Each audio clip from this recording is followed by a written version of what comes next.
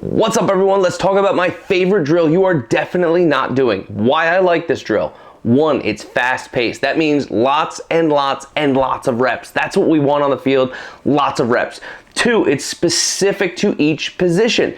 Every position has a chance to get its work in. Goalies are saving shots. Defenders are making a pass under pressure. One of the main reasons I do this drill is because I hate the cross-field passes just sitting there lollipopping them over the top.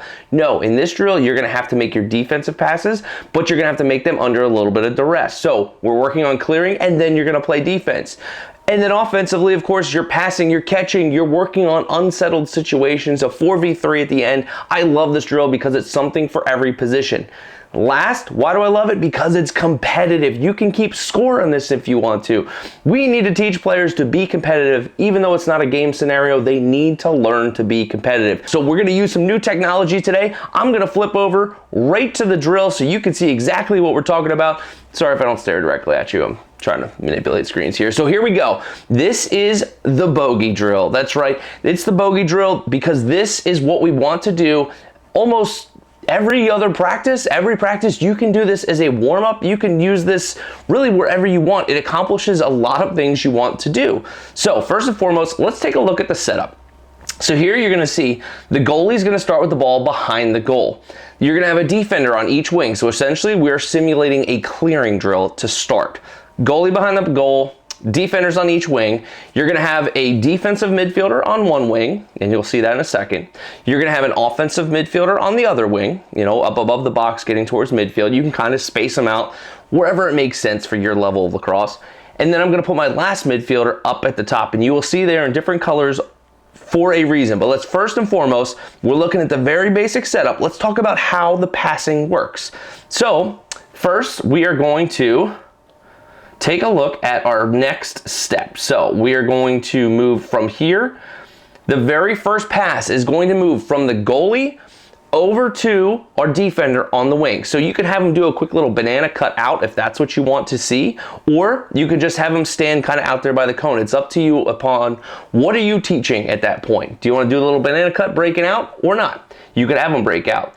That goes from one pole all the way across field to the other pole. So we're practicing our cross-field passes. Once that pole gets it, you can see he's making another cross-field pass up to the midfielder.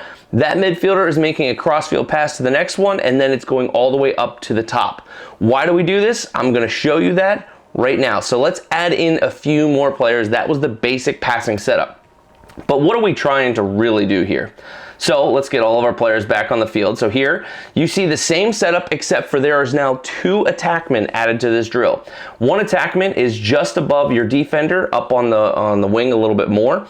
Your other attackman's on the other side. Basically what I'm trying to simulate here is once this defender catches the pass, I know he leaves a little bit early in this scenario, but once this defender catches the pass, I want my attackman on his hands to give him pressure. So what I typically do is say, all right, as soon as the pass is complete, attackman, go. Because I want my defender to be able to handle pressure in that scenario. I want him to run away from that pressure, whether it's a roll back or whatever it is he needs to do, catch it and get rid of it quickly. I want him to be able to make that pass under some duress, and it's gotta be complete over there to D2. Basically, the same exact thing happens on the other side of the ball. D2 catches the ball, A2, the attackman is now going to rush into him again to give him pressure. Both of these players already know where the next pass is going, but I want them to get that little bit of pressure, so they're making passes under duress.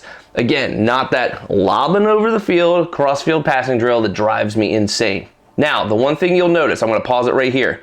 You'll notice D1 and D2 have sprinted into the hub. They are now on top of the crease. Goalie is in the goal. A1 and A2 are basically setting up for a fast break, so you can kind of see where this is going. M1 is a defensive player because he's going to catch the ball, and he's now going to position himself right at the top of the box. So now we've got a traditional fast break look. M1 catches the ball, tosses to M2. M1's getting himself into position. Ideally, this is happening a little bit faster. I've ran it through this whole play thing. It makes it a little trickier to do everything the way you want. But bottom line is we are going to end in a fast break. That's why I love this whole thing is we start from a goalie outletting the ball to a deep hole.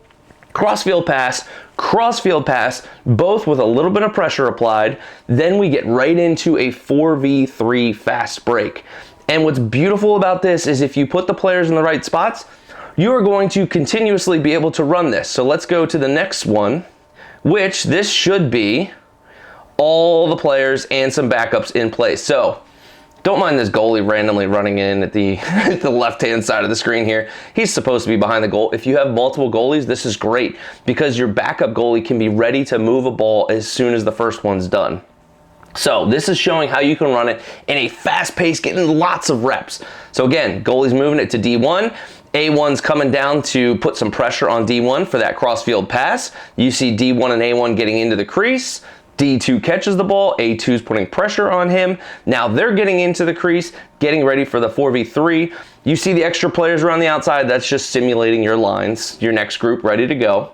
M1 is gonna move it over to M1's moving to M1, M2 comes down, now we've got a fast break situation. So as this rotates through, all right, plays over, now that play's done, next group is up. Everybody in the middle, they can go back to where they came from, or you can have them rotate in some sort of fashion. Let's just pretend they go back to where they came from. The players that were waiting in line are now up. So the new goalie is behind the goal. He's gonna move it over to the wing. Now we see A3 coming down to attack that D pole. Now D3 is catching the ball, throwing a cross-field pass. The other guys are getting back into the crease the way they need to. They got a little janky on this one, but the same exact thing is happening. Boom. We're right into a 4v3 fast break with a whole new group of individuals, and this can happen fast. If you don't have two goalies, have a coach behind the goal. As soon as that play is done, you can move another ball. Actually, what my team would do is once the ball made its way up to the midfielder up top, then the next goalie would move the next ball. We would literally have two balls in play going at the same time because your fast break is collapsing more towards the crease. You can still have a ball hitting the perimeter, moving it around the outside. So depending upon your skill level, you can have multiple balls going at once. You can get multiple reps.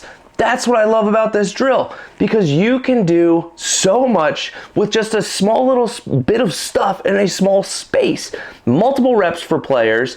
Everyone's getting position-specific stuff, and if you want, keep score. How many clears were good without dropping the ball? How many goals did the defense let up? How many goals did the offense score? You know, you can do multiple things with this drill, and that's what I love about it. It's so simple. It's a little bit tricky to figure out where you're supposed to go at first, sure, but it is so simple to run. I love this drill. We ran this drill multiple times a week because it felt like it just did what we needed to do. Thanks for stopping by this week. Hopefully you enjoy this drill. If you've got any questions about it, comment down below. Please use it and abuse it. Run it for your age group. Lots of reps, slow and steady, whatever you need to do. It's awesome, and I appreciate you stopping by. As we say around here, don't forget the little things.